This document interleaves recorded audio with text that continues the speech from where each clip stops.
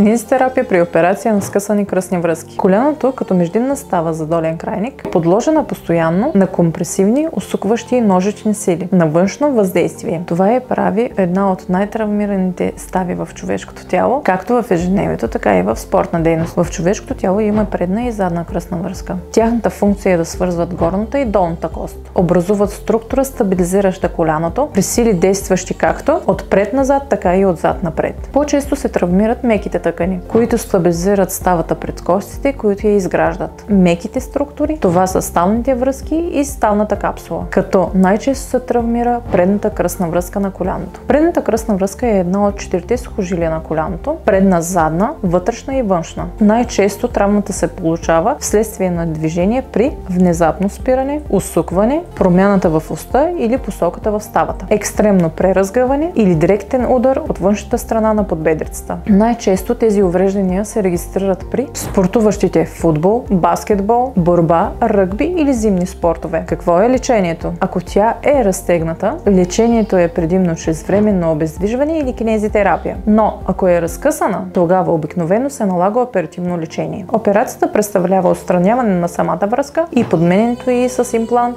от собствено сухожилие, поради което се нарича още реконструкция на предна кръстна връзка. Самата операция е толкова важна, колкото и рехабилитацията и кинезитерапията, за да се избегнат страствания, ограничени странни движения и мускулна атрофия при възстановителния процес. Възстановяването се разделя на два основни периода: ранен до 6-та седмица и късен възстановителен от 6-та седмица до 5-6 месец. Кинезитерапията и рехабилитацията играят ключова роля за пълното й възстановяване. Те имат за цел засилване на атрофиралата мускулатура, преодоляване на страстванията, преодоляване на ограничените движения в ставата, възстановяване на еластичността и мобилността и възвръщане в ежедневието или спортът, в който се практикува. Последвайте ни за още полезна информация.